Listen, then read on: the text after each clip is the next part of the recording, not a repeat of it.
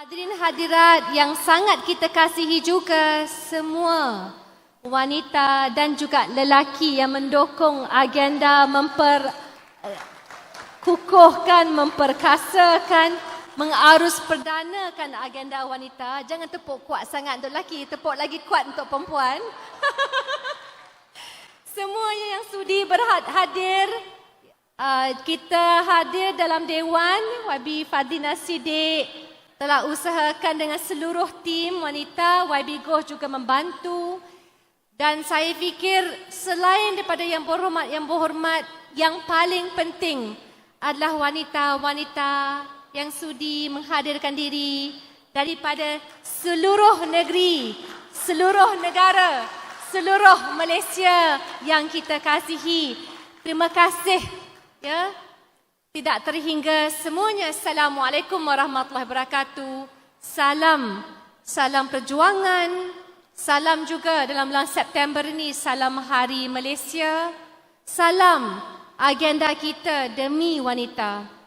Saudara-saudari yang saya muliakan, saya tadi sangat terkesan kerana bertemu dengan beberapa orang wanita keadilan Lembah Pantai yang ketika saya dihalau daripada premis surau, sudi dan berani menemankan saya ya dalam hari-hari kali pertama bertanding di kawasan. Dan saya pasti ramai calon-calon kita sudah pernah dihalau berkali-kali. Jadi kita kerana itu mempunyai keberanian yang luar biasa insya-Allah. Dan sudah tentu di Permatang Pauh, Kak Aisyah dan tim, kita telah menjadikan agenda utama semasa pandemik melanda, apakah tumpuan, apakah yang kita fokuskan. Ketua isi rumah wanita, ibu-ibu tunggal yang terpaksa menyara anak-anak, lebih-lebih lagi bila ditimpa pandemik COVID, ditimpa musibah ekonomi, hilang peluang pekerjaan. Dan saudara-saudari, pada April hingga Mei 2021, Permatang Pauh dan isi-isi rumah B40 menjadi sasaran buat kita untuk kita belajar bagaimana COVID telah meninggalkan kesan yang begitu serius dan negatif. Bukan sahaja kepada ibu. Dia kalau ibu, dialah kena kerja, dialah kena cari rezeki. Anak-anak terpaksa menanggung beban intergenerational poverty and trauma. Dan siapakah yang bertanggungjawab mengepalai kajian tersebut? Anak Jati Negeri Sarawak, Prof. Dr. Fatimah Kari.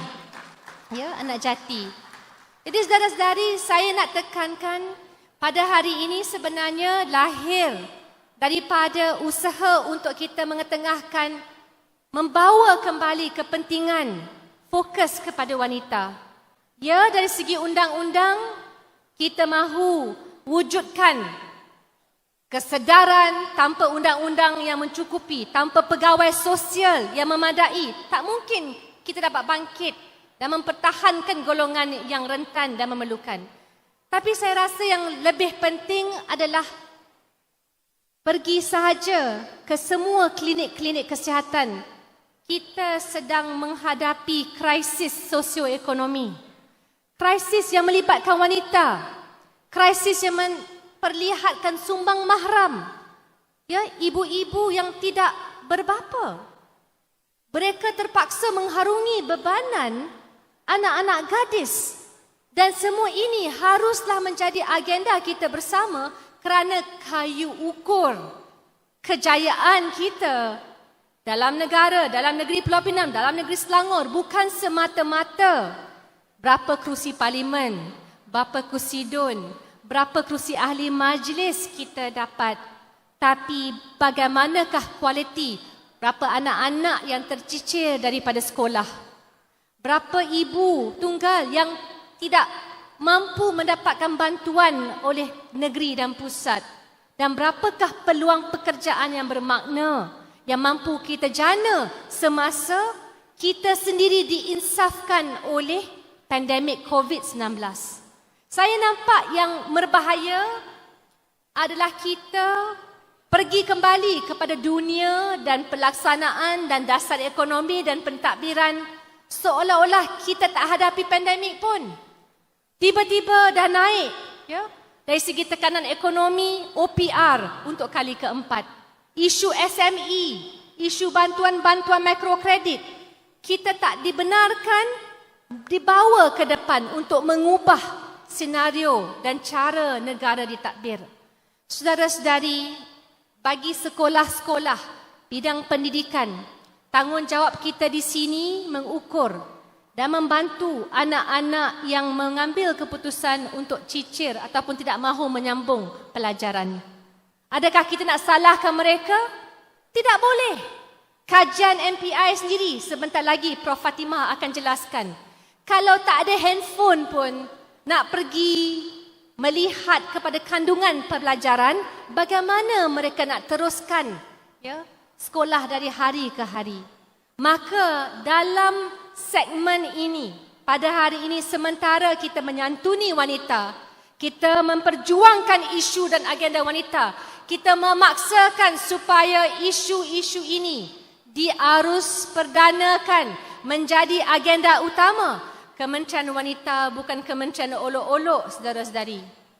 Kementerian Wanita, kementerian front and center, lagi penting daripada kementerian-kementerian lain kerana semasa pandemik senjata tak membantu kita.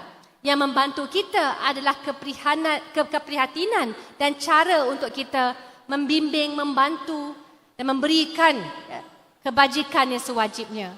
Maka hari ini saya berharap mungkin bila kita bergabung dan kita berkumpul tahun depan, kita boleh cari tapak dengan lebih besar, insya-Allah. Saya dah berjanji kepada wanita di luar sana, saya akan bergambar dengan mereka-mereka yang tak dapat masuk ke dalam dewan. Tapi saya fikir kita kena hadam kerana peperangan dalam pilihan raya akan menyebabkan kita kehilangan aset suara wanita yang dahulunya Datuk Seri Dr. Wan Azzah Wan Ismail yang telah membawa perlindungan dalam KWSP menerusi caruman Aisuri. Kita dalam Parti Keadilan Rakyat yang memperkenalkan agenda bagi melindungi masa depan wanita. Tapi bila kuasa dirampas, saudara-saudari, kuasa diambil dengan sebegitu rupa, apa kesannya? Pemimpin hilang jawatan tak apa. Tak apa lagi, boleh sabar lagi. Datuk Seri Tuan Azizah boleh jadi, doktor sukarelawan, dia ada degree in ophthalmology. Tapi wanita-wanita di luar sana yang mendapat kesan negatif akibat pemegang jawatan yang tidak layak dan tidak prihatin, tidak cakna tentang isu-isu bagi melindungi, menghormati dan mengupayakan wanita. Kita ada jalan yang jauh kerana semua pemimpin lelaki di sini tanggungjawab besar. Membudayakan pemahaman, sensitiviti. Dia tak akan tercipta dalam 24 jam, dalam satu hari, dalam satu bulan, dalam setahun. Ia memerlukan komitmen yang berterusan. Maka saya berharap hari ini sebagai permulaan dan insya-Allah kita wajib meneruskan kerana janji kita adalah untuk mengotakan apa yang kita kata. Rendra sentiasa menyebut perjuangan itu adalah pelaksanaan kata-kata. Jadi kalau Aisuri menjadi pelaksanaan pertama, kita ada 1000 lagi agenda bagi memastikan semua wanita dilindungi dan diupayakan, dan saya mahu kita bergerak bersama. Memang tak mungkin dapat suara yang sebati. Ada perlainan pendapat. Ada moto-moto yang selalu mengganggu-gugat suara dan juga fokus kita. Tapi kita sebagai wanita akan terus. Kerana cabaran yang kita hadapi bersama. Sabar je lah, Presiden sampai. Jadi, tak maulah kalau ada pergaduhan, ada perbezaan, ada perselisihan faham. Hari ini kita bulatkan tekad. Today is our day as women. You want to empower women. You begin with yourself.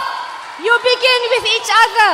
Kita insya-Allah diberikan kekuatan kerana apa yang anda rasa, percayalah, memang akan dirasakan oleh wanita lain. Jadi kalau mereka susah, kita juga susah. Dan anak-anak kita bukan anak-anak yang boleh berjaya tanpa dokongan, tanpa kejayaan ekosistem dan anak-anak lain. Maka dengan itu saudara-saudari, saya berharap bila anak-anak kita menunggang motosikal pun mereka memakai helmet. Tapi kita juga mencari jalan bagi mengeluarkan, ada laluan bagi membebaskan mereka-mereka yang terpaksa terperangkap dalam pusingan kemiskinan. The cycle of poverty is real. Kalau masyarakat India, sebagaimana saya sebut dalam sesi tadi, Nambikai is the harapan yang mereka mahu supaya anak-anak mereka jauh lebih berjaya berbanding dengan ibu ataupun ayah. Maka walaupun di negeri Perak, Selangor, Negeri Sembilan, Johor, Kuala Lumpur, Sabah dan Sarawak, saya tak boleh masuk Sarawak lagi tapi kita akan usahakan bab itu.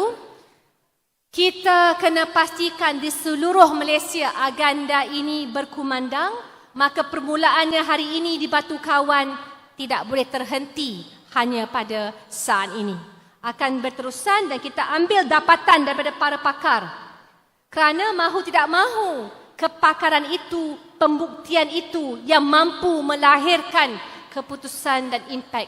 Dan kalau keluarga B40 tak dapat rasa nikmatnya, sama ada di Puncak Borneo ataupun di Permatang Pauh, maka kita masih belum lagi boleh mengatakan kita berjaya.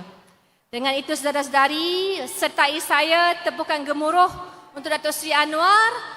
Hanya lain kali tak payah bawa motor kuat-kuat, tapi lain kita setuju.